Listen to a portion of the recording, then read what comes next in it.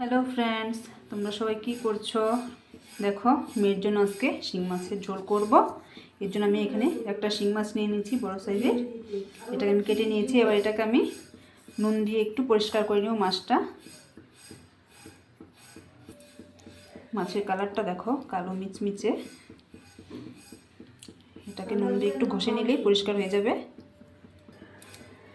মাছটাকে আমি যতটা পেরেছি নুন দিয়ে ঘষে পরিষ্কার করে নিয়েছি। এবার ভালো করে ধুয়ে নিব মাছটাকে। এবার আমি সামান্য একটু হলুদ আর একটু নুন দিয়ে ভালো করে মেখে নেব। মাছটাকে আমি ভালো করে নুন হলুদ মেখে নিয়েছি। মাছ ভাজার জন্য আমি এখানে কড়াই চাপিয়ে দিয়েছি। এবার কড়াই দিয়ে দিব তেল। তেলটাকে এবার আমি গরম হতে দিব। তেল আমার গরম হয়ে গিয়েছে। এবার মাছটাকে ভেজে নিব।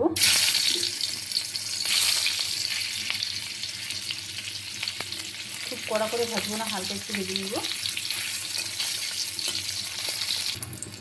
মাছটা আমার হালকা ভাজা হয়ে গিয়েছে। এবার তুলে নিব।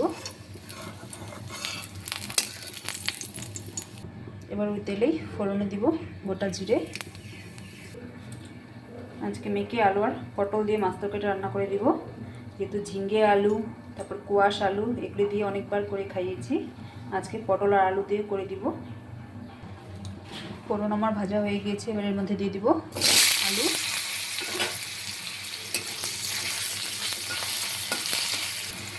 আলুর মধ্যে সামান্য একটু নুন দিয়ে দিব। এবার আলুটাকে আমি হালকা করে একটু ভেজে নেব। আলুটা আমার ভাজা হয়ে গিয়েছে। এবার তুলে নেব। এবার আমি পটলটাকে ভেজে নেব। পটলের মধ্যে সামান্য একটু নুন দিয়ে দিব। পটলটা আমার ভাজা হয়ে গিয়েছে। এবার এর মধ্যে আমি দিয়ে দিব হলুদ গুঁড়ো, দিয়ে দেবো জিরে গুঁড়ো, আর দিয়ে দিব সামান্য একটু নুন। এবার এর মধ্যে হালকা একটু জল দিয়ে মশলাকে আমি কষিয়ে নেব।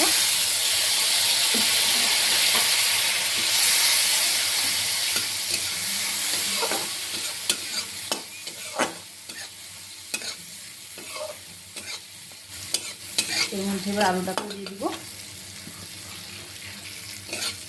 মশলার সাথে আলু আর পটলটাকে আমি ভালো মতো কষিয়ে নিয়েছি। এবার এর মধ্যে দিয়ে দিব জল।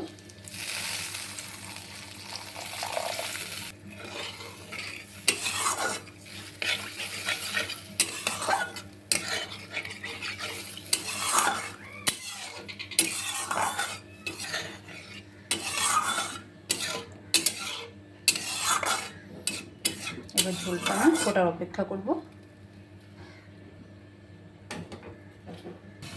ঝোলটা আমার ভালো করে ফুটে গিয়েছে। এবার এর মধ্যে ভেজে রাখা মাছটা দিয়ে দিব। অনেকে শিং মাছ পেঁপের খোসা বেটে পরিষ্কার করে। আমি তেমনটা ট্রাই করিনি। আমি লবণ দিয়ে সবসময় পরিষ্কার করি।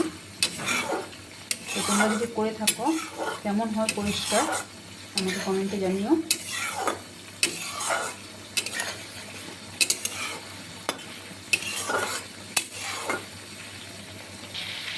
মাছটা দিয়ে আমি ঝোলটাতে একটু ফুটিয়ে নিয়েছি। এবার এর মধ্যে একটা ধনেপাতা দিয়ে দিব। মাছ তরকারি আমার রেডি।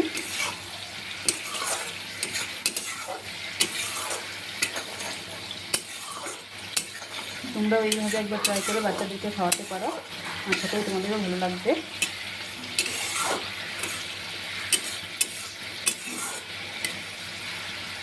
তোমাদের আমার এই রেসিপি কেমন লাগলো আমাকে কমেন্টে জানিও। টাটা।